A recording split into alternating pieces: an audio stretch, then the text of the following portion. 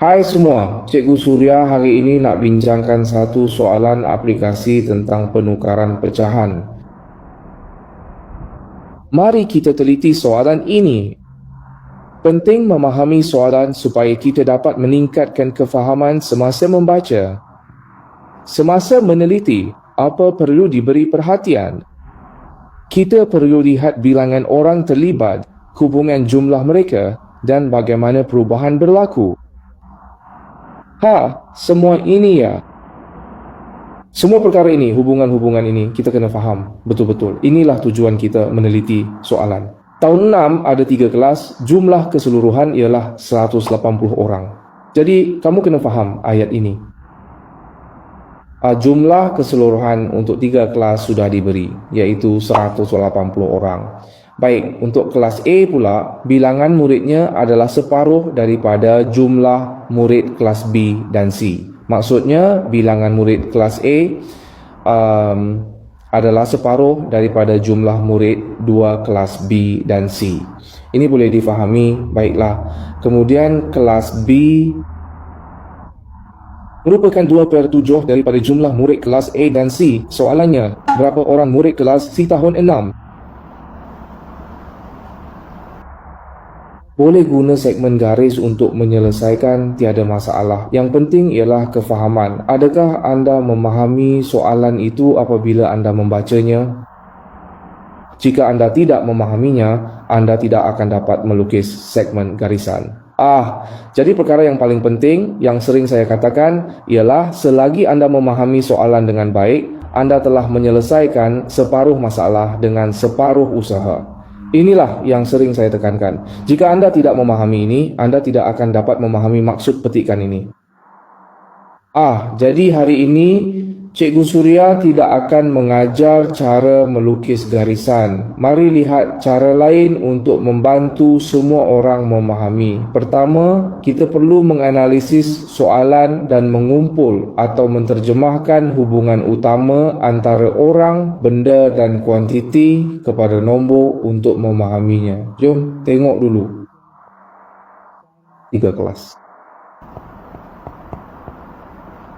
Berapa orang di sana?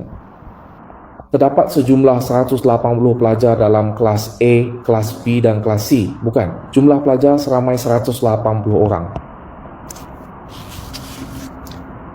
Okey, jadi apa seterusnya? Kelas A. Mereka menyumbang 1/2 daripada jumlah pelajar dalam kelas ABC. Maksudnya,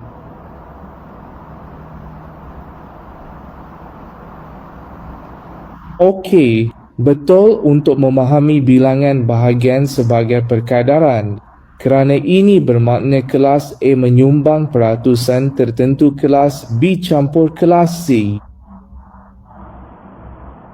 Berapa ramai orang di sana? Ia sama dengan 1/2. Jadi anda mesti boleh memahami ini. Maksudnya,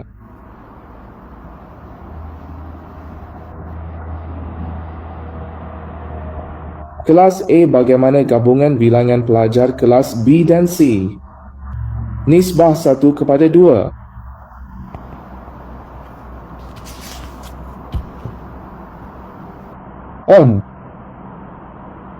Oleh itu, kita boleh mengetahui tentang kelas A. Adakah beberapa murid yang biasanya tersedia?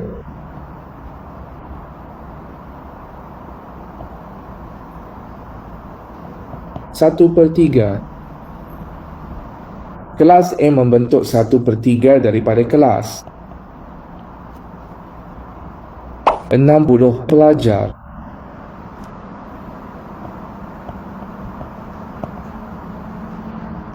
Itulah ideanya.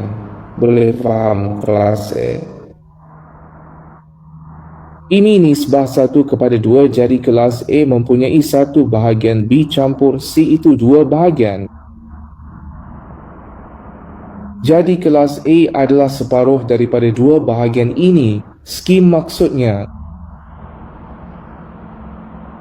Itu maksud saya. Bagaimana dengan kelas A, B dan C? Jumlah pelajar 3 kelas grade 6 ialah 3 bahagian. Hasil 1 tambah 21 dan 2 bahagian. Kelas A mewakili 1/3 jumlah pelajar.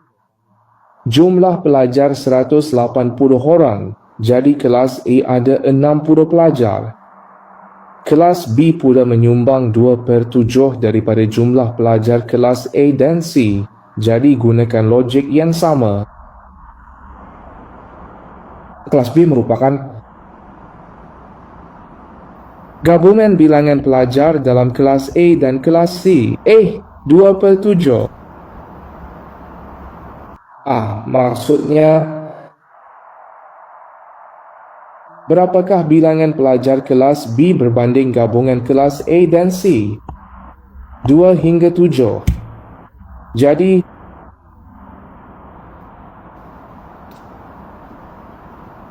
jumlah orang 2 bahagian tambah 7 bahagian 9 bahagian. Begitukah? Bagaimana pula dengan kelas B?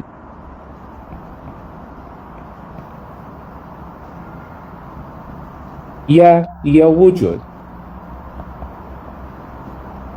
Bilangan pelajar dibahagi 9 kumpulan. B terdapat 2 bahagian daripada 9 bahagian. Jumlah pelajar kelas itu 180. Dalam kes ini, 2/9 didarab dengan 180, iaitu 40 pelajar.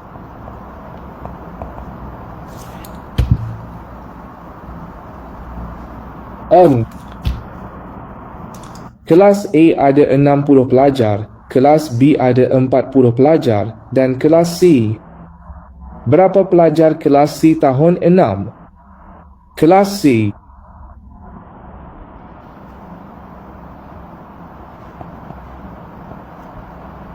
akan dapat dengan jumlah 3 kelas, tolak 60 pelajar kelas A dan 40 pelajar kelas B. Selepas itu, kelas C mempunyai 80 pelajar. Dah belajar, like dan follow Cikgu Suria dan kongsi dengan kawan.